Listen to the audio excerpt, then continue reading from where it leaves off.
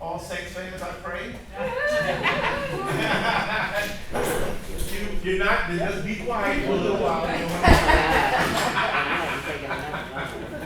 I see a Dr. Bullet on you. I see a strange frown on your face. All right. We still like you. All right. So anyway, do we need introductions? I think we all know each other, huh? I think we do. Yeah. Yeah. All right. So, well, good morning. Today we're going to be looking at our last meeting in July. We did July we did evaluations of the board and of our CEO. For those who were here. I want to say, what do I have? Executive Director, I'm sorry. Executive Director. And we'll also then talk about our annual meeting, which is next month in October, which I'm really excited about, and we'll be talking more about. What else was the consent agenda? Yeah. Okay, Ben, you can take that. All right, so we give and get here at CYPB table. So we have video recording that will be our video based minutes. We still have the printed minutes and the video minutes. They'll sit as an access point on the website in a specific channel where you can sort of click on and get to view the minutes via video. They'll be always posted within 24 hours of the actual meeting. And they'll be just for our board meetings. We don't have the privilege to put them in every committee, but we do have the ability to hold it at our board meetings. We are doing this in partnership with, what's the school in front? Novak. Yeah, Novak, thank you. Nuance Video Access Center. Yes, and so they were able to let us know that any person had an opportunity to rehearse and practice more of their skill building, so we said we've got a place to use that opportunity, put it to the test, and so we'll be having these videotaped and then posted on the website tomorrow. So you've got video, but you don't have lunch. You know how that works? So our caterer had a little misstep, and we're getting an alternative here shortly. So just know that there'll be lunch when we get to the lunch window, or we'll skip the meal. Either way, live on our feet. Yes. So we'll just get started then. That's the lay of the land, and sort of a new way that we're going to be playing new government. All right. So, but we don't have a quorum like they do. We have what we have, so we don't have a quorum vote. We move on to the other stuff. Okay. All right. Well, so we're gonna start with evaluations. Okay. Okay. So you did self-evaluations and you did executive director evaluations, and this is what we got from the first iteration of that. We committed to doing this last year and ran into some interesting roadblocks last year. This is our effort again, and in this effort we decided to go forward with whatever we pulled together. So in the pull together, here's what we did.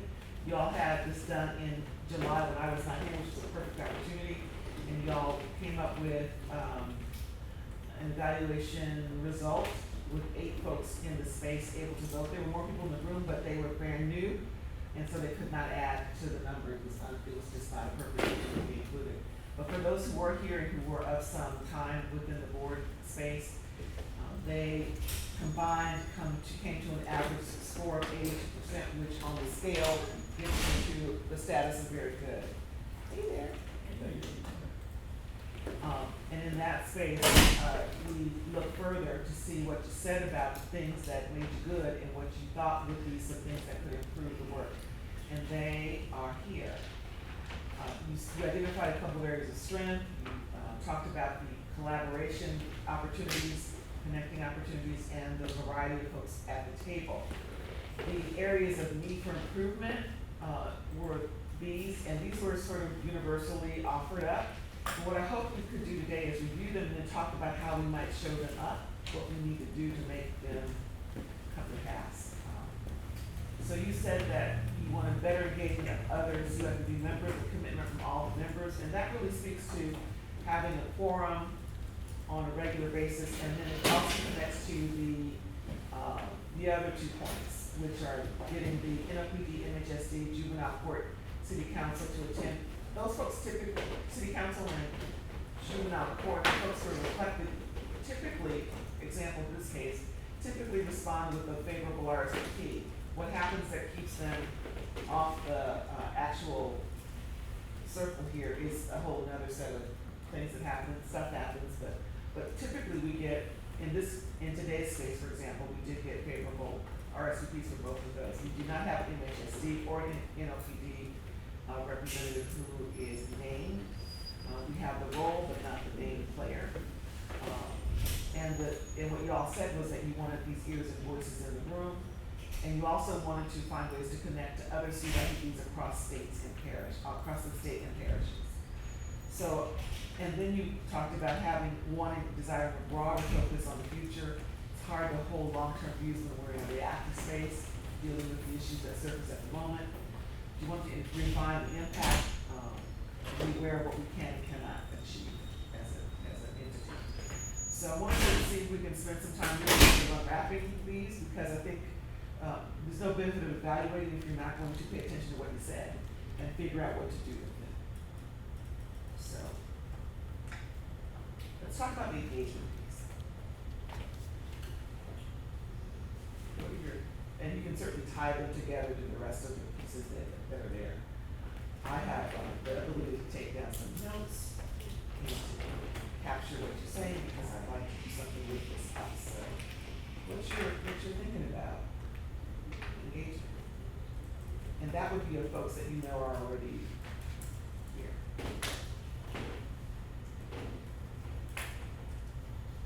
And you have reached out. So yeah, it's just like, because I think we have the membership, right, there's the ex officio, and then like, right, half of so many members that are appointed essentially, or, but then there's other members that are, I mean, is there any sense of, like, in terms of engagement, do both of those areas need better engagement? Is it one more so over the other? I mean, in terms of, like, if we look at the data about who's coming to the meetings and who's attending and all of that. It's the ex officio.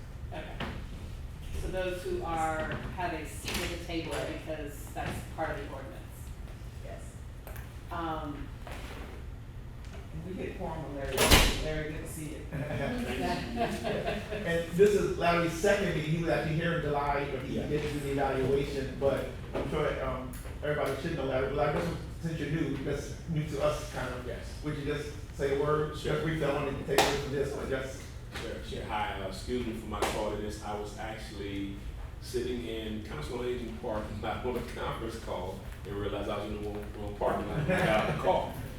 Larry Garabino Jr., I'm the CEO of Nord, and I look forward to being a part of and participating. And if I'm not here in my absence, Johanna Cannon Whiteman, Chief Programming Officer for Nord, will be here. So we'll make sure that Nord always has presence at the table for this meeting. Thank you, Larry. Oh, okay. Oh, okay. All right. So yeah, and I let me say also as the chair for a little while now, I know there may be more that I can do in terms of actually personally reaching out, making contact. I hadn't felt the need that we needed to do that, so to speak, but definitely will do that and can do that if that I think that could make a difference in terms of having a more direct line. I don't know if Karen has done that in the past. Perhaps, but sometimes some people need to, get a more personal invitation to be present and kind of know exactly kind of how they can contribute and everything. So if that's something I offer to do that for the body as a whole and everything. I know in other boards that makes a difference sometimes. But the other piece of that is also, making sure that we all and all of us have at different levels interaction with different entities that may not be as present, and also to kind of be a committee of one, and say, this is why we need you in this space and everything, and what you can offer to all of us. So it's not just me in that sense, but as the chair, but all of us saying that CYPB has value, and so you need to be here also. And I don't know how if you're encouraged to do that. kind of, you know, as a pastor in church, you say all that, you know, go tell your family members, you know, and come on, you know, bring your family members. So it's kind of like, you know, bring, you know, help to, you know, for all of us to be the voice of also engaging. But we want to make sure that our agenda is also relevant to them. And, you know, even though it may not be about their entity all the time, but everybody still has something that they need to offer to the process. So those are just my thoughts. Is there an opportunity to engage those members based on their strategic plan? I just, to what Dr. Sanders said, although it may not align with something that's going on right now, could you offer space for them to present to us to see where we align or where they need assistance in moving an element of their strategic plan along? Yeah, and I think that's a great idea. I mean, you know, people still are, you know, not in a negative way, but self-centered, you know, kind of what's in it for my Right. agency, organization, for me, and if people can find that value for themselves, for their entity, then, and how we can support that, which is still supporting children, then it all aligns better. Yes, ma'am. I think that, so I don't have a direct answer to the better engagement with other CYP members, but I think that having, like, I know the juvenile justice working group right now, there's a real clear sort of work plan or you know, we kind of know what we're doing, and I think sometimes in the larger group, having more of a sense of like where we're headed or like what's the project we're working on collectively, or just having expectations about what the report arts are gonna be. I think that at times we've been better than others. I think just one thing to flag was that, you know, it can be a little bit, it can throw you when we touch on something and then don't return to it. So like, I'll just offer the master youth plan, right? We kind of did this deep dive and then it went away. And then obviously, you know, and probably for good reason, but everybody at times makes it hard to think about how we would engage. So what I think I heard you say was to consider a project connected way of working so that you stay informed about and can participate in and come around the more targeted approaches to being together. Yeah, and or like real common, like you know, kind of we do the same set of things like, and I'm not a big fan of report outs, but it's like either we do them or don't do them, or we have a notion of when we report out or when we don't, but just, yeah. Project-based goal, I'm not suggesting we create a goal for the sake of creating a goal, but I do think that's a way to keep up continuity.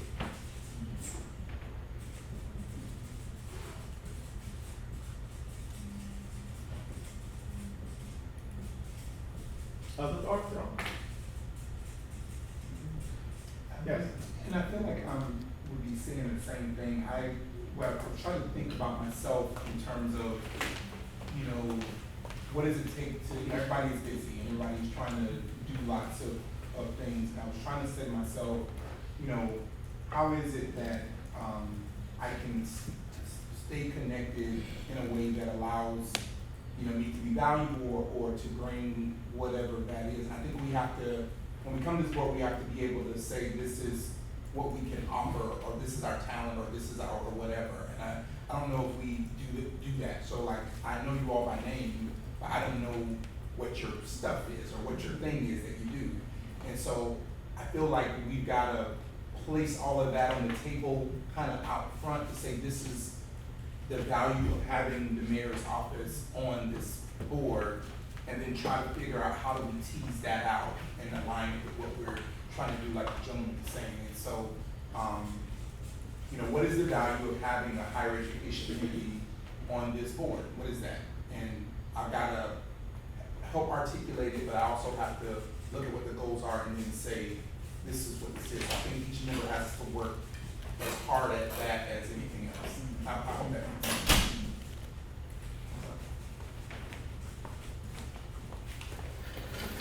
I think then when people are missing, then we know what we're missing. Yeah.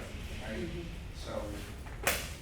The thing, there's a value, you know, we talk about, you know, being self-centered to some extent, because to the extent that we all do impact young people's lives, our problems, our particular problems, you know, or needs, and doing that work, if we can share those needs and find help around the table, you know, how can we help Dillard, you know, Dillard needs help, so to speak, in terms of dealing with young people or young adults, how can, you know, Dillard help the school system, you know, that's specific things that, yeah, we have these larger goals, but I think we'll get to them also if we're doing that work.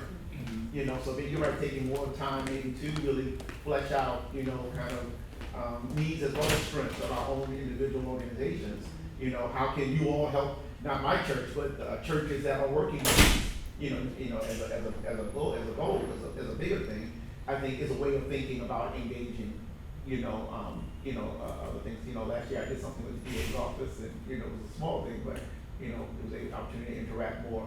So, you know, thinking in that way, you know, how can we help United Way? United Way don't need no help, I know, but, you know. How can they help us? Yeah, how can they help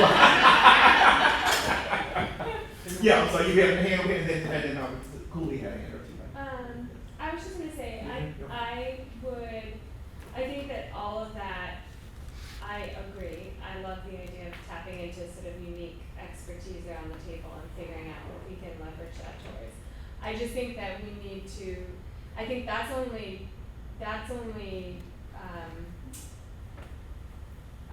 productive if it's oriented towards specific goals that we've outlined. And I think that that's sort of what I see as the missing piece. And I think in the absence of that, there's been a lot of work that's happened on the subcommittee level, it sounds like, or the task force level, or whatever you want to call it. I'll echo Erin's sort of, I don't know if this is where you were going, but like I would love each time like a standing report around what the trauma task force, you know, has going on and what the results were of that work, what the juvenile justice working group is sort of focusing on, and then, because I can't make all those subcommittee meetings, but this would be a great space for me to be able to download and interact with whatever's bubbling up from that, you know, from those committees. And then the other thing I would say, sorry, really quick, the faith leaders meeting, like sort of what the outcome of that was, like having just a standing ability to check in on the work that I know is happening on the ground. And I'll just say, you know, Karen and I have spent a lot of time talking in this past year with other entities set up similar to CYPB, either throughout the state or children's cabinets across the country. And there's some, I think the entities that are doing the best job at this, where people really feel engaged, successful, like they're working, you know, around some shared goals, are when they have shared goals. And so I think that process needs to come, I would see it coming through the youth master planning process. So back to your point, Erin, I think, you know, I think once that work really gets birthed, that really provides their roadmap for this group and for all the subcommittees work. And like I said, I think in the absence of that, we've had good work going on at the subcommittee level. It's just that it's made this body sort of lack that same kind of direction. Also, just kind of when you talk about subgroup work, it's also for the working groups to, as they're working, to think about, okay, what are some of the things that we need to bring to the larger group, and the knowledge, the resources, the experience that we can draw from the larger group as well. So part of it is the report outs from the task groups or the working groups, but then also an ask to the broader group, like, okay, this is what we need, or these are questions that we have that maybe all of you can sort of contribute to, you know, and so making sure there's more of a sort of exchange between the working groups and task groups and the larger CYPB. So I think we feel more connected to what's going on, and I think this is a resource, everybody sitting around the table here is a resource to those task groups. So I have one, and this sort of connects to what you were talking about in terms of what we observed. But I go back to what the legislation, ordinance, and conversation has been for a while in this room. And it is, the idea of systems change comes up with regularity. But how do you do that, and what are the tools and skills and orientations that you need to have in order to cause there to be a change within the system. When you haven't set up a working relationship to build the trust to go after a shift in the system. And so I think we have an opportunity to identify what our threads need to be and then build the capacity and skill building and resource identification to do that kind of work or to be the holder of that kind of work. The idea of the youth master plan presents a place to see what the areas of opportunity are for change, but to be the arbiter of the system's change or be a pressure point around that or to galvanize with a particular sector that's looking to do some work in that arena would be helpful, whether it was juvenile justice, education, behavioral health, whatever it was. I just don't think we've done the kind of orientation to systems work in this room. So I'd like to see us not just do report outs, but also do skill building here at the table by bringing in the kind of knowledge bases that we need to have to practice the change work that either is happening at our individual spaces or could happen if we collectively set to goal that. Does that make sense? So a learning agenda as well as a report. Just, Karen, what's active right now in terms of like any subcommittee or smaller group work that's tied to CYPB is the trauma task force. So this one, tech, this one, and this is the budget. right. And there's nothing else I'm missing beyond that. I don't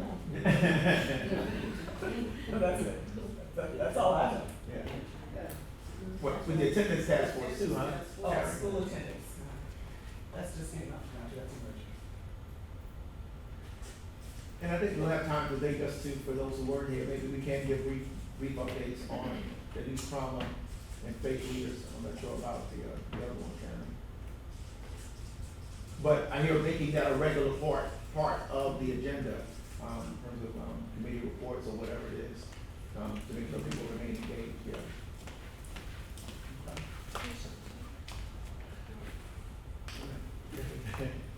Keep it moving. I think that was good.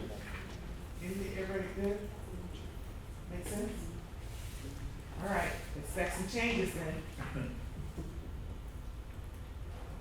No, that's okay. So this is the same, structure, different eval, but, you all completed a director evaluation at the same time that you did a self-evaluation, 8 members. Average combined score was 80, yielded a very good performance. Who does this? A person they produce it. I mean, really? That's kind of awkward, yeah. I just love being here. Anyway, here's what y'all said. These are some of the strengths that y'all saw. Here's some opportunities for improvement. Overall overseeing of the operations and activities of the board, reporting out to the board monthly in committee meetings, except for the things we said. Representing the board and its efforts, goals to the public and key partners, including other nonprofits, business, and government. In terms of areas of improvement, you identified coordinating the development and adoption of resolutions and partnership agreements to support children and youth, assisting the board in developing, adopting, implementing local and state policy platform for children and youth, engaging partners across sectors in informing and supporting the activities of CYPB, coordinating presentations of data and trends by guest speakers at monthly meetings of CYPB, even of our own content. So if you don't, I'd like to speak to.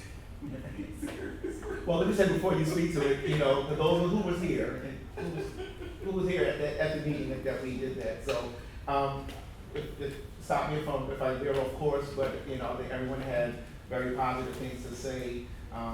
We noted that you seem to be everywhere. You are ubiquitous. At youth-related events, and that definitely we all felt that we were better now than we were before you came, and so obviously we still have big ways to go. I think that last one there, the engaged partners, what we just talked about with the board as a whole and everything. So I just want you just to feel that first as you begin. And I think there's also recognition that you're one person, right? So, right, that there's there's limits there. I mean, I see all the areas for improvement, but I mean, I think that's happening, I just think you're one person, right? And so the expectations are, you need to do all of this is, sort of a little bit outrageous, But we live in an outrageous world, so that's just the nature of our work. We all have, plates that are larger than any one person can hold, but it's just the nature of this work. I just wanna go back, cause I'm coming back here, but I just think maybe I missed something. Are you good with what we did, on all the areas for improvement here? We pretty much stayed in the engagement space, but there seems to be a connection between the better engagement and who comes, and then the broader focus. Are you good with having addressed that? I didn't wanna move too quickly. Yeah? They're all lit. Okay. All right, so then, in terms of this, there's a couple things I'd like to say. Thank you for the evaluation. Every organized body of work needs to have an evaluation every now and then. And so, I'm pleased to see this as part of our process, because there has to be some way of doing checks and balances. And this, for me, it offers an opportunity for that, so I appreciate your feedback and your support. I want to say just a few things about this lovely role that I get to play. CYPB, while it existed, it didn't really. And so when I got into the seat, I wasn't aware of how not existing it really was.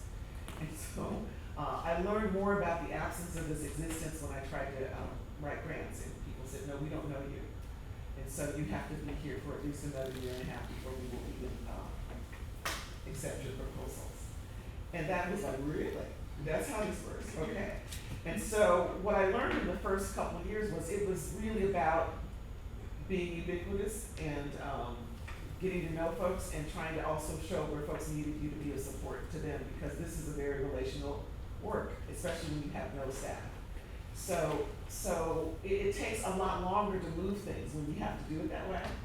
And yet we're sort of in the thick of moving some things potentially. I think we've got ourselves into a place where this body will become, I'm hopeful, increasingly more relevant to how we see the landscape for children, youth, and families in this community. And it doesn't go without saying that the mayor is putting up a structure for that to be sort of a lens. What it does say is that we get to live in the space of our creation. And I'm excited about that. I'm tired for that, but I'm excited about that and hopeful, because the children and youth of the community of New Orleans represent what tomorrow holds for us when we age. And I need some really special skilled folks organizing a wheelchair committee. Take care of me. They have to have boundaries and stuff. But what I know for sure is that they exist, that the 80-some-odd thousand young people in this city who occupy the landscape now represent a wealth of qualities that need and desire cultivation and curation. And we've not set up the good side of that equation. We've got an opportunity to go forward and really address the good side, which is our work. So if there is to be a goal, I think what we've been sort of madly chasing, and this would be in partnership with Emily, is to get to a place where we can actually unwrap the master plan. Because it says how we want sectors and systems to line up and support our children and youth in this community. How we require them to do what they're supposed to do in ways that are in alignment with the direction and vision that we hold in this city for children and youth. And we haven't gotten there yet, so I appreciate the opportunity to get us to this threshold. We've got a lot of work to do, and that work I think is going to inform the areas of improvement. And I would like to be able to come back sort of midway and use those areas of improvement as sort of extensions of the work we're going to do with the youth master plan. Does that make sense for you? Because we can beat it up right now, but I feel really confident that these things will be drivers of the plan and its implementation. What's your timeline for developing the youth master plan? Well, I'm so glad you asked that question. That's a good question. So we are expecting to sort of do a huger launch of its start. And Emily, correct me if I'm off, with the November Neighborhoods Summit, that would be a launch pad for the full sort of structural design that we've got in mind for the plan. And actually, starting with some of the tabling and convening that we can do there.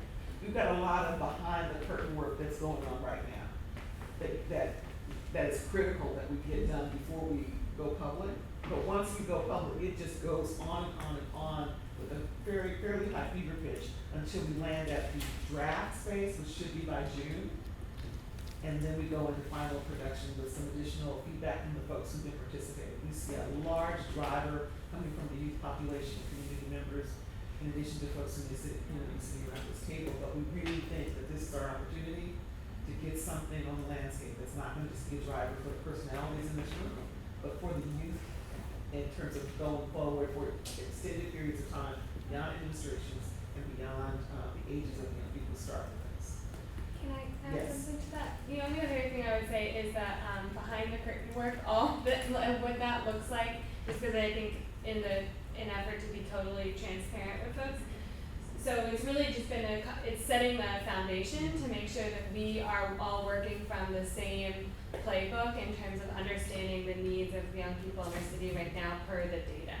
So we've been updating the youth index that was published in 2016 that dug into all different indicators of child well-being across health and education and economic security. And so we've been working on, with our partners with the New Orleans Youth Alliance, to update all of those metrics. And so that's one big piece. Another big piece is updating, so we have a picture of the needs and then a picture of the assets that we have in our community. So really updating all of the child serving organizations in the city and creating a resource guide, updating a resource guide around that. But then also looking at even larger than that, and this is connected to the work that Karen has been leading. I don't know if you've reported that out to this group, but with 211, via link around updating and having a place. Hopefully both of these tools that I just described will be useful for not only our purposes, CYPB, in this planning effort, but citywide. And so that's the idea, is to really get those in place and updated so that they can be a resource for this process and a sustainable tool for nonprofits, for other city agencies, to be all working from the same data so that we know what we're talking about in terms of the needs of our kids. And then finally, we're doing a fiscal analysis to look at how our funding is breaking down across all of the funding that's coming through the city to benefit youth and families, and what that looks like as a percentage of the larger budget, and also what that looks like in terms of broken down into specific areas. So for example, behavioral health, or early childhood education, or across different sectors. And we're actually engaging an external technical assistance partner in that work. So that's the behind the scenes work, the foundation setting that has been happening internally. What Karen was just describing is sort of the next phase, which is going to be the community conversations about all of that work. So what we hope to be able to have at the Neighborhood Engagement Summit is an opportunity for residents throughout the city to actually engage with, look at the data about their neighborhood and understand what child well-being looks like in their specific community, and react to it and tell their own sort of anecdotal stories to supplement what we're seeing there, to help that build us into a larger plan. Just to clarify also, Office of Youth and Families role, just because Erin mentioned it, we did receive funding through the Kellogg Foundation to support this work. Our role in this is really to fund CYPB to drive this planning process. We think that it's important for that work to happen sort of independent of the administration necessarily, but we're obviously a partner in it, and really want the city to continue to be tied into this work as we move it forward. So as Karen said, we can ensure that no matter who's in office, no matter what's going on, we know that we have a really solid set of tools that we can consistently update that are going to allow us to create strategies and make data-informed decisions about our kids. And I just want to add on about that last part about the community education piece and the neighborhood education piece. I think that needs to come as a result of the master plan. For example, we had the faith leaders, meeting, and, Karen did some presentation, and I asked, how many, kids you think are, getting arrested or, detained, and what was like the number they gave? 45,000. Right, now this was pastors and lay leaders in different churches. So I want to say these two things. That one, on the one hand, the community has great wisdom in terms of understanding our youth and knowing, and living the lived reality. On the other hand, a lot of our community is a victim of mass misinformation. Yes, yes. And perceptions created by the media that need to be combated, so that everybody can correctly focus on what the problem really is, what the strengths really are, and proportion of both of those things in order to move forward. So at the one hand, we need a community and the wisdom to help in the buy-in and accountability. On the other hand, sometimes we need to, I won't say correct the community, but we need to kind of, in dialogue, say, hey, it ain't really that. I know it looks like this way but let's look at the data and see what's really going on, because the media, can intentionally or unintentionally make us believe a whole lot of stuff that's not really real by, how it focuses on sensational pieces and issues and stories and everything. So I wanted to kind of, but that's out there in numerous areas, not just with that, but in a lot of other areas also. So I just want to add, when young people believe that story, then their hope is dashed and there's no reason for them to find another way. And we've got an opportunity in the youth master planning space to change the narrative for real, for young people in the city. And in changing the narrative, we have a responsibility to correct it, no matter where it's skewing incorrectly. That there is a way to say, this is the true story of the young people from New Orleans. They look like this. They develop this way. They have these opportunities, and they're growing and going in this lane. Now there may be 3 who are not, but it is not 80. So let's be clear that we're talking about specifics and not generalizing the entire group of young people. And I think we've not had the material data, nor has it been cast in a centralized way or agreed upon as a strategic start point. So we've been at odds at that story. And I think one of the benefits of a youth master planning process, the way we're looking at approaching it through our partnership with NOYA and the city, is to get to a place where we agree on not just the vision for young people, but on the condition. And so this is the now narrative, this is the aspirational narrative, and these are the things we're committed to building out to cause aspiration to be real. Can you provide us with documentation on what that plan is? I'm not clear on how the board could be engaged in this process. Even better, I think this speaks to some of the things you all talk about around engagement. I think it would be beneficial for us to take a meeting and use that meeting as a youth master plan engagement meeting for the board. And we can certainly use that as a way, not just to orient you and update you, but to talk about how you fit into the mix and to sort of have you push around some of the material information that we're looking at. That might need to happen multiple times. And I say that because we're going to be evolving towards a plan. There are junctures around that evolution that we will need your input, and so we should be able to come right back to this table. So we started you off with this orientation and this sort of deeper exposure to it. Let's now check in around what we have to date and talk about how we want to push that around. And then we can bring you back before we go to final. Here's where we landed. How's that sit? Any feedback, any thoughts? We trust the value of the voices that we're going to get. We also experience you as an included voice in the process. So we did a great update on the master plan. We were actually talking about the executive director evaluation. But no, that's fine. Any other thoughts from anyone else? I don't know if you were finished in terms of your just reaction to There's one other thing that I'd like to point out, and that is that I have been a lone wolf for a minute, and I am thankful and grateful to have a new. We have not met Maggie Herman. Maggie is the projects coordinator for CYPB. It's a critical support role to any of these things that are needing to be reported out on. And it's not the only role that could be beneficial. It's the only one I have at this moment, and it's almost full time. But Maggie comes with a host of experience and exposure in the lane, and she sort of picks up the ball and goes, and it's just helpful beyond repair. She's also gonna get us some food, so that's also important. Pizza's on the way. It's on the way. But at the end of the day, I have a commitment to seeing this work through, because I think this work sets the stage for the ongoing works that will follow, no matter what generation follows it.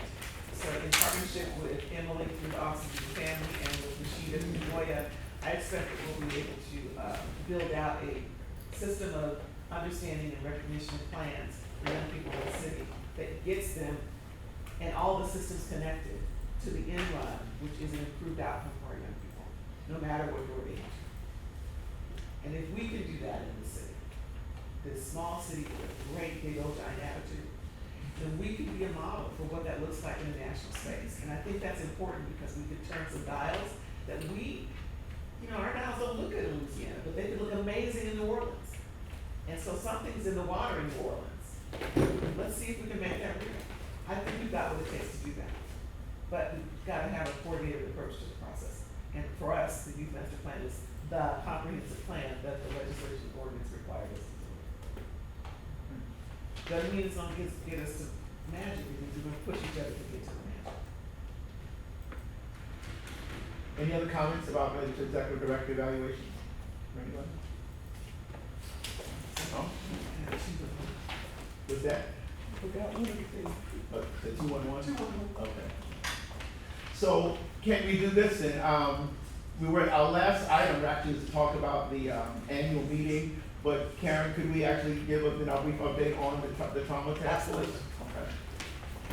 And maybe the fake news. Okay. So I'm happy to report that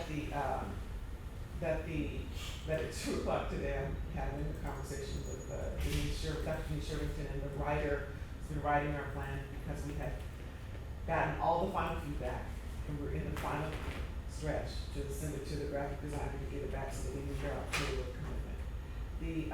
The plan is a pretty comprehensive plan. It is what probably more than the council asked for, but it does a few things. One is it states the issue around childhood trauma that is New Orleans issue, the New Orleans issue of childhood trauma. It does it from the space of science and treatment and care. Second, it clearly marks what we can do in the city to move towards a more compassionate, trauma-informed place, not just as a city moniker, but as an active way that all parties within the city can enjoy some room in that space. We put together a recognition of what the root cause is, and it is not your typical root cause. It is the true root cause of what we believe childhood trauma is in this city. And I'm not going to give it away because you're going to have to read that. But there's two of them. So, so the root cause is named and evidenced, and we, for the first time probably in some documents that I've read so far, we've given space for the historical trauma that undergirds the root cause. Further, we laid out some recommendations, and then we've laid out an implementation plan. So it's good to have recommendations, but without an implementation strategy, we really have a shelf document. And so what we've chosen to do is to answer the call to bring in recommendations. But we thought it was more important to not just leave it there, but to go forward and say, and if we are who we think we are, then we have a responsibility to not just do a screening, but to provide the answer to that. And so we feel like the recommendations give us a view of what is possible, but the implementation plan says, here's how we'll get that done, and here is how we want to engage the broader collection of sectors in that work. Here's what that might cost us, here's where you might get that resource. And so we've done that in our delivery of a proposed series of recommendations. Again, it's more than what I think was asked for, but for our purposes and for the time that those folks met to really look at this issue and saw what others in the space across other states have begun to look at and do, we just felt like it was the right way to approach this here in New Orleans. And what that says is that the youth master plan represents not just a start point for the CYPB, but it is a place that will house some of those recommendations in terms of implementation steps. That there are things that we're going to be pushing forward, no matter what, that address implementation for the childhood trauma barriers that need to be created in the city. And that the work here in New Orleans is connected to our childhood trauma status. And if we don't start looking at root and looking at causation, we're gonna be here in the same place having these conversations years and years from now with other people, wondering why those people didn't just fix it when they had a chance. So we don't believe that there's a fix that is sudden and immediate. We believe it's multi-strand, and that all those strands together could begin to make a dial turner for the issues that we experience in our children here in the city, who don't have resources and who don't have the experience beyond what their trauma experience was. So for that, we expect to get that into the hands of mayor and city council before we close September. We expect to, keep going. We expect to do a bit more than that, and that is to say that sort of consistent with your ideas about engagement, to use the annual meeting as a place to really do some very different things. The governance folks, governance committee dared to dream, come up with a new way. They came up with a new way. One of the issues that is root cause is the commitment to inequity, which is born out of racism. And so we've got an anti-racist guy coming to talk about anti-racism for the opener of our planning meeting. So on the 14th, which is a Monday night, we have secured space at the New Orleans African American Museum for a dinner conversation. The dinner conversation will be our guest speaker will be Tim Wise. And we are looking forward to engaging in the discussion around the power dynamics of system shifting in the areas that we need to shift systems here in New Orleans from the perspective of an anti-racism approach, because we made that root cause.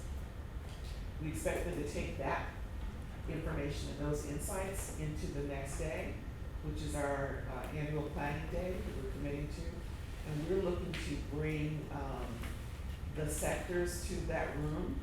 And this is to Gina's consistent call, where are the people who will lead these sectors? We're hopeful to bring the sectors to the room to sort of talk about and hear about their approaches as it relates to childhood trauma. And to take our recommendations and implementation plans and bring them into a space of operation as a strategic way of aligning our work.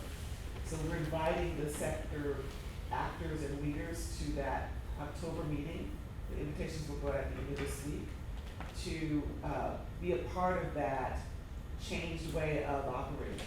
We expect to continue to bring that sort of monitoring process back into this room to check in and check off, and to look for ways to sort of encourage the continued movement towards improvement in the outputs that are determined that day.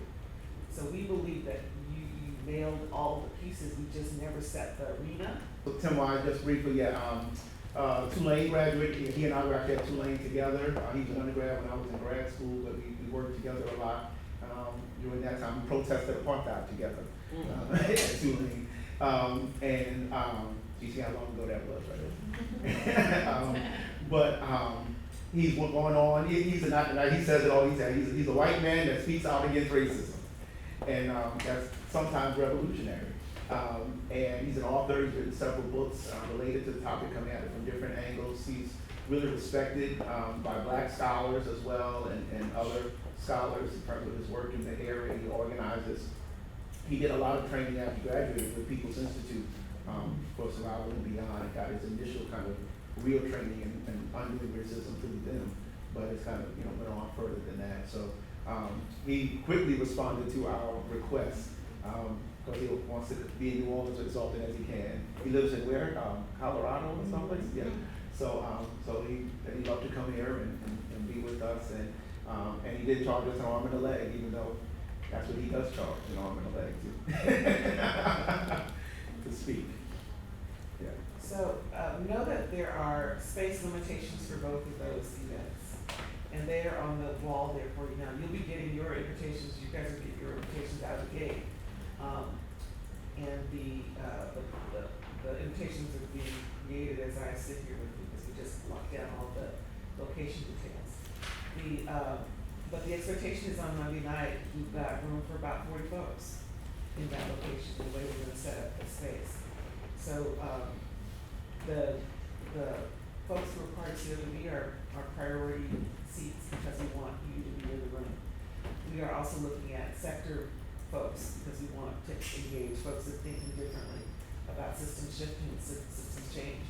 We've gotta start unwrapping some of that, and we think this is maybe the beginning to wrap at the door, how we keep that going. So, given that we're, facing in towards the changes that are really, I think, on our agenda, we really wanted to make sure that this planning process this year got bold enough to do some of that work. And so, we're going boldly into places we're not getting in, and we are excited about the possibility. If there are folks you wanna make sure we get an invite to, please make sure I get their information as quickly as you can. That is only gonna help us make sure that we populate both rooms well. The planning day is a longer day. We're looking for the first half of the day to be really about sector, actor, leader folks walking us through some of the things that we like to hear about what they're doing. This is where I think we get the strategic plan presentation sort of. Well, it won't be the full on. We'll want to engage folks who have parts of their plan they can share, particularly as they expect it to have any connection to direct servicing for our young people. Or direct connection with our young people. We'll provide some of that framework for folks. But we're hopeful about that, and some of the folks in this room will be invited to be part of that kind of panel discussion. And then we'll move into sort of how we take the recommendations and implementation strategies, given what we've heard, and try to build really direct arteries to change that come out of everybody's individual work, but it is connected to a larger work, so that we can look at whether there's a way we can guide a collective impact. Can y'all send out, can y'all send out calendar holds for this Yes. ASAP? Yes. Okay. And then who did you mean in terms of broadening it to other people to come? Like, who did you have in mind? Like, other people from, like, internally, from organizations that are represented here? Some here, and some, like, it'd be great if NOPD could be there, it'd be great if we had, libraries. I'd love to have Larry as part of that presentation. It'd be great, I need to have Aaron as part of that, we need to have DA. Schools, we need schools as part of that conversation. And so that's the first cadre of us. We'd love it if the mayor would come and say a few things at the opener. It'd be great if we could get her to just give us her passion for young people at the front end, because all this to me is part of the backstory for the youth master plan. It's gotta carry the whole of it, not just activities. Yeah. Also, it's just like on the health side, right? Yes, So there we go. we need some help. Yeah. Like, Physical I'll see health. it, yeah, Yeah. something. Yeah. And so, Yeah. so that's the circle. It's actually, if you look at our 6 categories, looking at those, places to get folks there.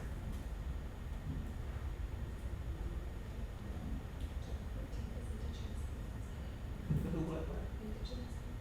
It's the who's? Indigenous Peoples' Day. Indigenous?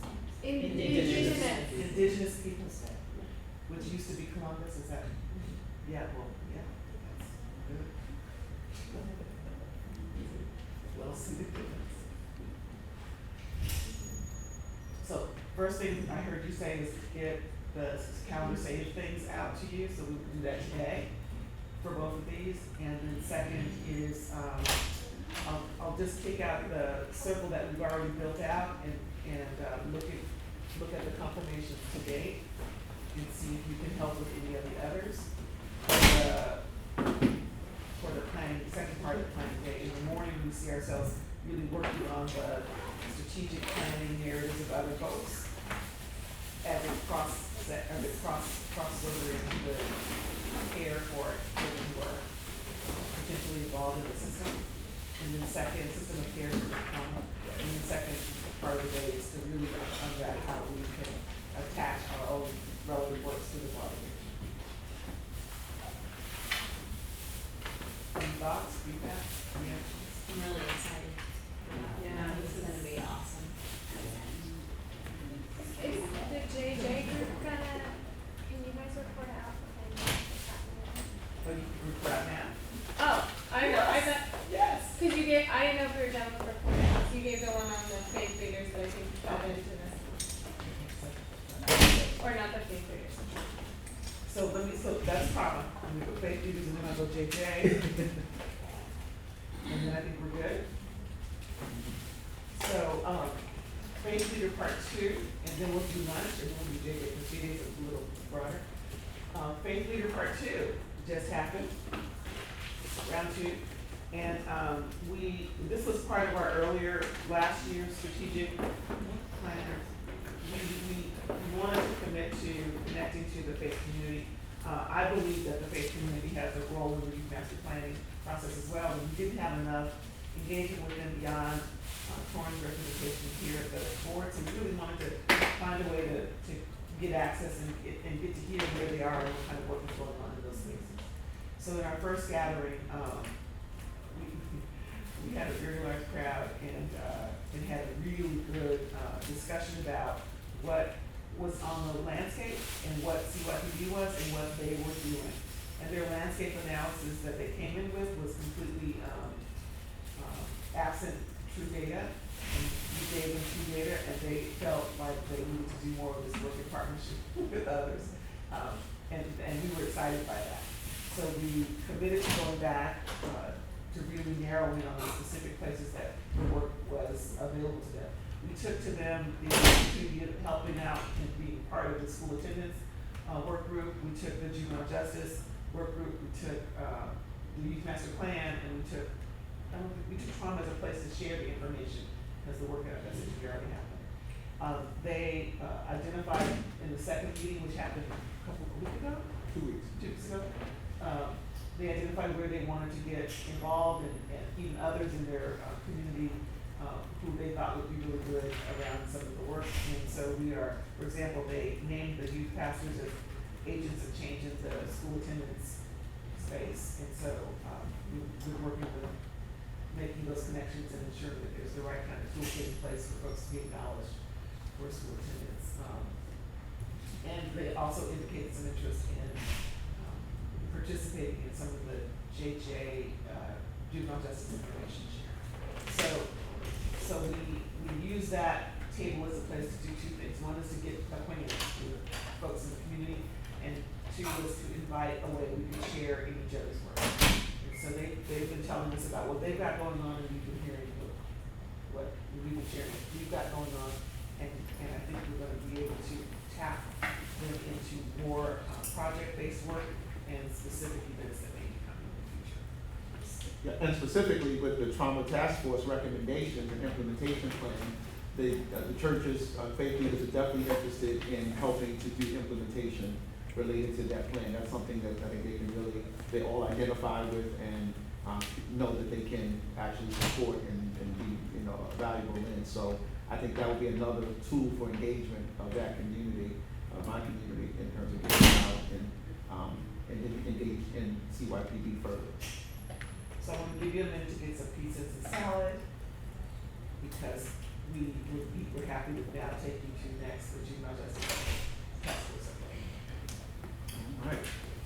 Why don't you give us an announcement about Children's Bureau's event coming up next week? Oh, yeah, so, October 11th is Children's Hero Awards, so it's our little gala honoring, individuals and organizations in the community that have done amazing things for children and youth and families. This year, last year we were, honoring Dr. Sherman, who was from the task force this year. But this year is Kalamaki and his work around STEM NOLA. The organization that I absolutely love, which is Roots of Music, and the work that they've done with kids. We are also honoring John Dickens, who is the CEO of Children's Hospital, who has really pushed Children's Hospital to get into the behavioral health space, which is lovely, and we're hoping that we're to continue to push them there. And then also honoring actually something that's not really well known in the community, but the Bow Center for Child Development, which is operated through Oxnard. It is a facility, a beautiful facility, that exists on Oxnard's campus on Jefferson Highway. And they work with children with, on the spectrum as well as disabilities. They have a lovely therapeutic facility with all these wonderful sensory rooms and some beautiful things that they're doing, and just really kind of recognizing the work that they're doing, because it's a very much I don't think people know about them, but also just how important the work that they're doing is, because it's very little people operating in that space. So those are the individuals and organizations. So it's October 11th. It's at the Musée de FPC, which is on Esplanade. Food, drink. I can send out an invite to everybody. I encourage you all to come. And Gina, you have something coming up too? Yeah, this week is our 18-year anniversary, so in lieu of the gala this year, we are doing an open house on Friday from 6 p.m. to 7:30 at the Maison St. Charles. It's an opportunity for folks that don't know the work of the FLIC in our 18-year history and the juvenile justice reform to come and hear about the work that we're doing, hear from our young people and our parents about what they've been doing to work inside the juvenile justice system and work with the young people that are needing the supports. You have an opportunity to join as a member, so that way you can sit at the table with families and young people who, like I said, are on the ground doing the work. If you join as a member, then you are invited to our member donor party. That's at 7:30. Same place, but on the lower level. Membership levels vary from family member membership to corporate sponsorships, and it'll be a wonderful opportunity to really just hear firsthand from folks who are impacted by the system and also who are working on the front lines about what they actually need to help them, to help them and their young people to be able to grow and thrive. So that's the 13th that's happening. So the 8th was our 18th anniversary. So thank you for that opportunity. I would come, but I'm gonna be at a retreat for pastors. Yeah. St. Francis will travel with that. We wish you. Yeah. Yep, so juvenile justice will. So the Juvenile Justice Task Force, as Aaron mentioned, has a targeted focus, and our chair is here. You see it here? Give us a lay of that one. Yes, the Juvenile Justice Task Force has been doing work since basically the beginning of the year, looking at, we know the number of kids who are juvenile justice involved is incredibly small, and it's back to that narrative that we have in the city. It's, anywhere from 800 to 1,000 quote unquote arrests every year. That does not directly correlate to the number of children, because sometimes kids have multiple arrests in a year, but those are usually the numbers. But the numbers of kids who actually have repeated arrests over time are very, very small as well. They're a very small percentage of that larger number. So the Juvenile Justice Task Force started to look into what could we do, what could the system do to try to provide an answer to those multiple arrests. And so we did a deep dive on what the system looks like, where the supports are, where kids interact with supports, where kids don't interact with supports, and looked into what are some of the programming that could be inserted into the system once a child interacts so that they do not interact again. And we're at the point where we've identified a couple of different, we were really looking at it, we began the conversation around, do we need alternatives to detention?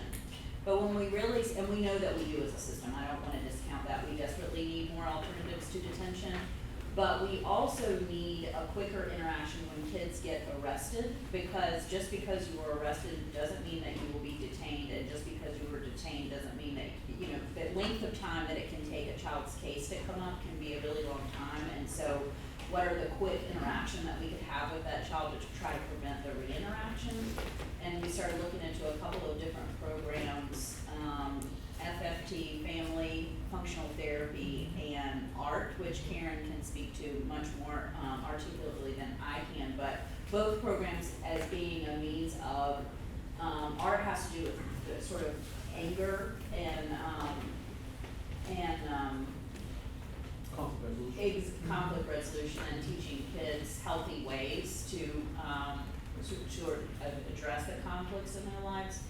Those were really the ones that we've done the closest look at, and that we've sort of come to as a committee that we really would like to take a closer look at and figuring out what are the grant opportunities that we could look into for getting those, and then how can we insert those into the system. But again, very targeted population that we're looking into and trying to prevent that rearrest. This is related but unrelated, but I think I do want to share with this group. Over the weekend, a system-involved young person was killed, and when you learn about his life story, the risk factors that this young person was facing are just phenomenal. I mean, just textbook. You know, it sounds sick, but it would have been easy to predict his death because of how much risk this young man was under. But I want to raise in this context in that we know through our work that his murder is tied to an ongoing beef between two groups of young people. And it started due to a fight during Mardi Gras. And it's a big deal. And we can go back, there are news stories about this fight, and there was a news story about how on social media there was all this information about the beef, and there was a news story about how the NOPD was monitoring all of this. And at the time, we as an office talked about how it's so frustrating. It feels like there's all these adults who know what's going on, and yet all we're waiting for is someone to be killed and then someone to prosecute. And that's what happened.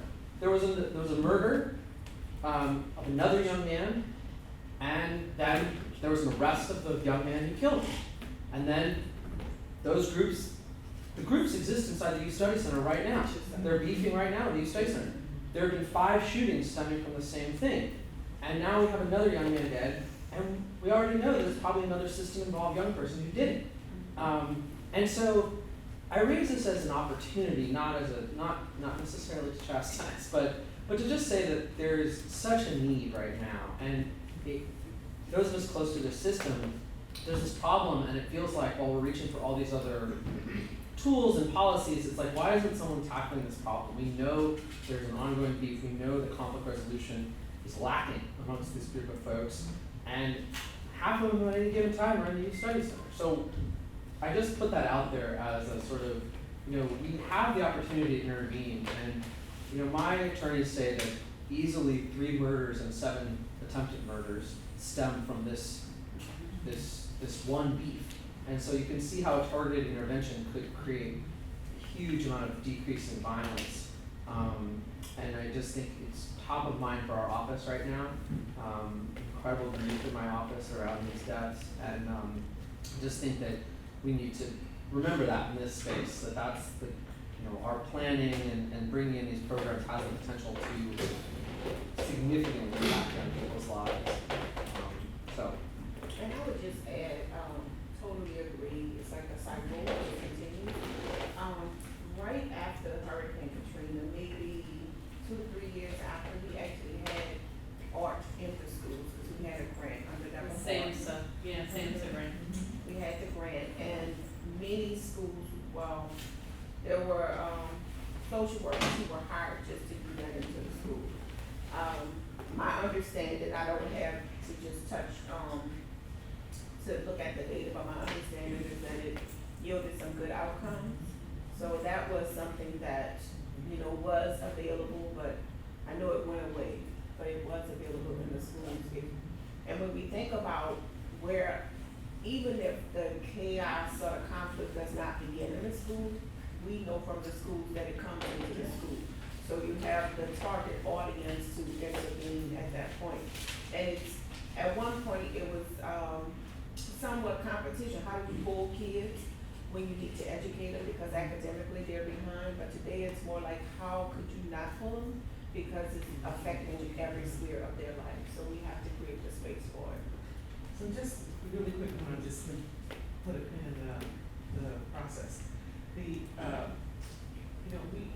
Evidence-based practices are part of the landscape, all that, and the good news is that both of these are in that lane. So the federally recognized value of art, aggression replacement training, and the recognition of family functional therapy, that those two exist and fit our needs. Now, we're hosting a parent conversation about them on the 17th, September 17th at, The Keller Community Center?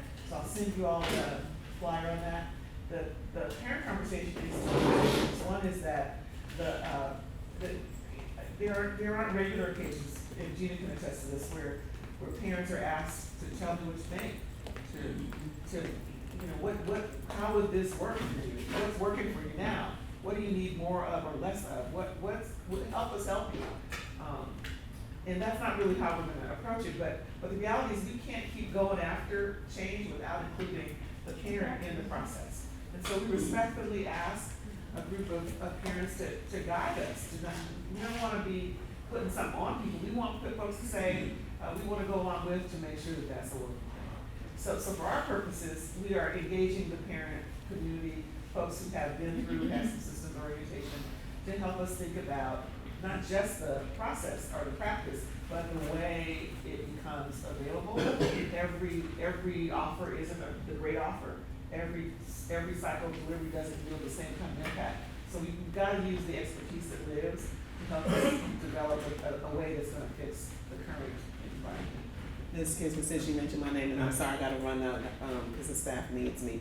But not only listen to parents, because I mean, we've been listening to parents for years, right? Mm-hmm. And we're still in this situation because we don't act on what the Yeah. parents have said. Yeah. So if we get to that point, Yep. then I will be, parents and young people will be happy campers, because we know what the parents and what the young people need. They've been saying it for years. So I'm gonna just leave on with that, and it's, when are we gonna actually, Do something. amen. And then Larry. I have two things to say. Number one, about the parents, I think that's absolutely vital, and I've always heard me say, parenting, sometimes, I mean, not every parent will say they need help parenting, but some of them will say it, and I don't know anywhere where it's offered. But I would be happy to help with that. The other thing is the VOTEC arm of the school system. I mean, it's not reinventing the wheel, it was there when I was in high school and junior high school.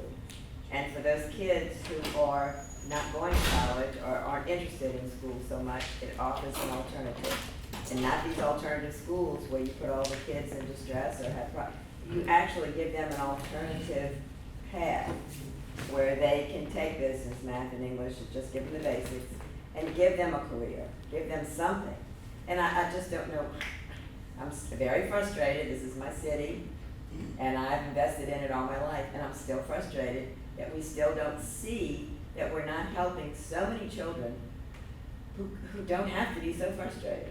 As far as the gangs go, we have studied them, they've been around all my life. Their neighborhood, they're loosely woven, they're not like the Crips in the Bloods, but they're there, they're here, they've been here forever. It's very frustrating. I don't know why, I don't have any answers, I just know they are. In our office, there are ADAs who have gone and dived deeply into this and know a lot of the kids. It doesn't make it better or worse or anything, but a lot of people care and can't just make it go away. I don't know why this is, but they've been around, I'm 74, so do the math. It seems to be just a territorial thing, of violence or whatever. But all I can say about my city is that we all need help, but parents especially. And the children don't start out like this. We don't raise children from toddlers like this. And I'm just saying, if we offer more alternatives so that we don't expect everybody to go to college. Maybe there's an answer, it's just not reinventing the wheel, this is not rocket science. And it frustrates me that maybe it wasn't perfect a long time ago, but some of the elements helped some of the children, and it seemed to touch more of the kids then than it does now. And I see a lot of kids struggling with a lot of the way we do things today, that it's not talking to them in education or whatever. And they have to wait until they're 18, 19, and 20, and sometimes we've lost them to the street. And I'm just in pain, and I'm in pain for the parents, because I was one of those parents. So, I know what Gina's working with, because I was one of those parents too, and so it's almost too late sometimes when your kid is in trouble. So, no, we're not dealing with parenting classes. Why aren't we? I don't know why we're not. And then, you have to wait until your child is in the criminal justice system to say, I need help. Then it's almost, then you feel like you're a failure. Why aren't we teaching parents earlier? I don't know the answers, but I know that there are solutions. Do we have to wait? Well, we do have to wait and let somebody else. I did, Larry, yes. All right. Thank you. That's me. As a professional, and as a person that's sit amongst a host of professional groups and been working with you all my professional career, thank you, Mr. Bo. And I'm gonna tell you why. A lot of you guys see me professionally, but don't know me personally. I worked 38, 50 in Duplessis for St. Bernard Housing Project. I was one of those kids. In 1993, I was shot 17 times. And God spared me. I went to college at the age of 21 years old. Three most important men in a young man's life. One is daddy, if he's there. The other one's pawpaw, grandpa, whatever you affectionately call it. Third was coach. That guy that gets off work like it's a garbage truck or logs, that goes to the park or playground and commit himself to the kids because the kids trust him or her.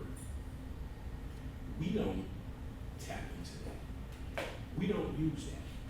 We choose to pay the best and the brightest and the most educated to sit back and think of strategic ways of how to solve this answer when those guys, those men, those women actually can do it. But we're never willing to compensate or pay them to bring them into a different realm. I can personally tell you that before becoming a CEO of Nord, when I was just Coach Larry, the number of times that I visited schools to make sure that a kid did the right thing, to make sure that he could come to play sports, because his mom couldn't control him. And I'm one out of many that did that and do that. I have kids right now today, you can't save them all, but I have a host of them that say, Coach, without you, that's where I would have been. But then there's some of them that, because I couldn't be there on top of them, that went astray. However, the volunteer coaches, those persons who dedicate themselves to these kids, are often enough the most equipped to save those kids. I sit on a lot of panels, a lot of committees. I read the reports, I read what's put out, and sometimes I sit back and say, folks don't have a clue. And it's not always about being a part of that community or growing up in that community, but it's about sitting with those kids, having those kids to trust you to disclose to you where they are. Some of these kids, one kid in particular was living in a car with his parent and never disclosed that until he told his coach. We have to go to where they are. That's what Nord coaches do. That's what volunteer coaches across the country do. They can make the biggest impact, but we leave them at the park. We don't bring them into these other settings to help.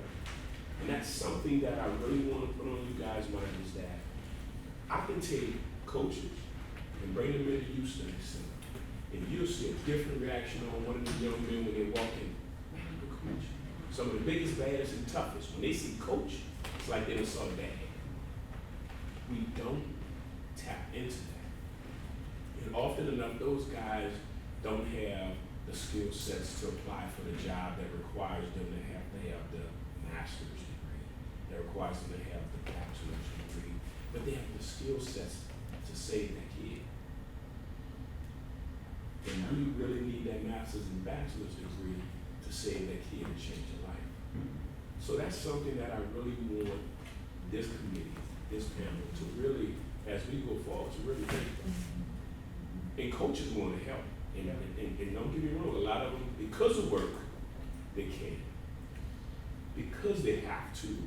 And some of these guys make $9, $8, $9, $10 an hour.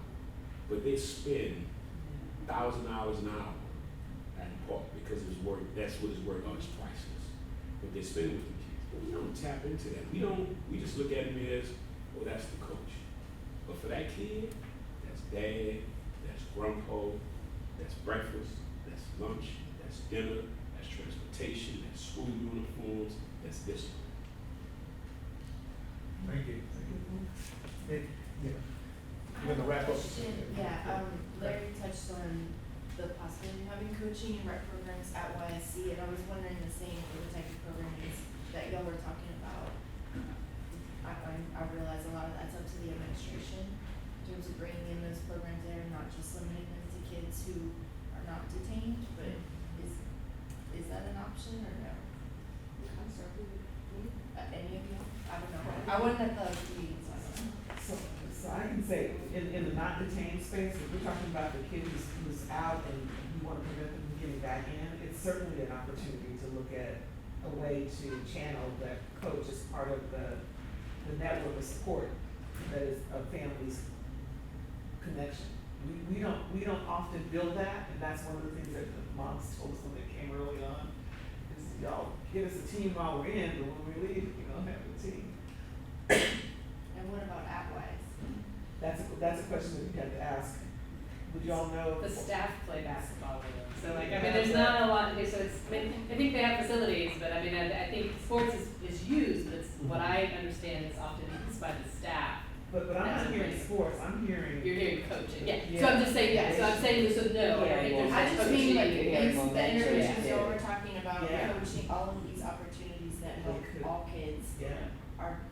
is there a way to make them available to the kids who are detained? Were you gonna say something about the detention center? I can't speak. She's Yeah, on the- there's she's on the other facilities, side. the facilities are Yeah. there. I would say the facilities are there, Yeah. not necessarily pulling the But coaches in. you're talking more about mentoring too, you know, Yeah. Yeah. and we don't know.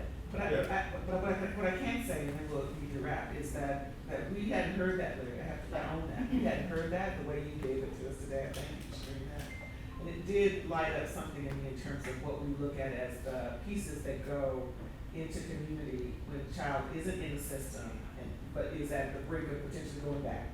Can we put the kind of barriers in place that are relationally sound that would help them make a different decision? If it's ART, why couldn't it be coach? Right. If it's FFT, why couldn't it also include coach? Don't know, don't have an answer, we have to tease that out.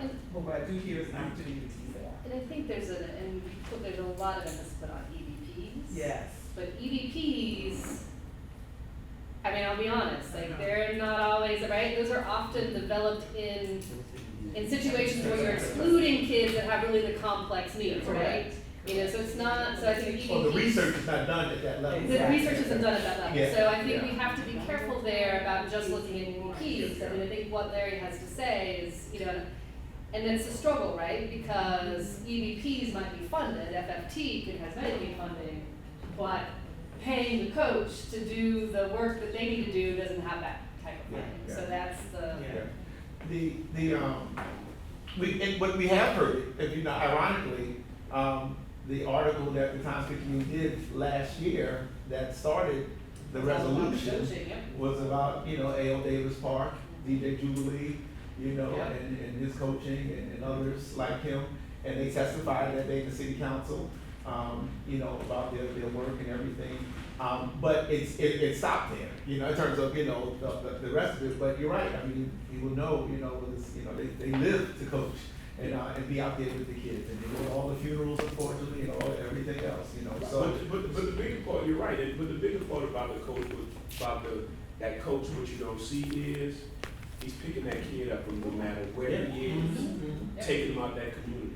I can take Jubilee and send him in that youth study center and whatever kid he coach. I can take Wayne from Pontchartrain Park and whatever coach, whatever kid he touch, the kids stop at attention. And that goes on and on. I can take Derek from Morale and go on and on throughout the city and walk those guys in any room. You see things shut down. But we don't tap into that because you know why? Our research and data don't capture. I would say, Larry, we don't tap in yet. Yeah. The only last thing I want to say is, you know, we do have, to a conflict resolution, I know we have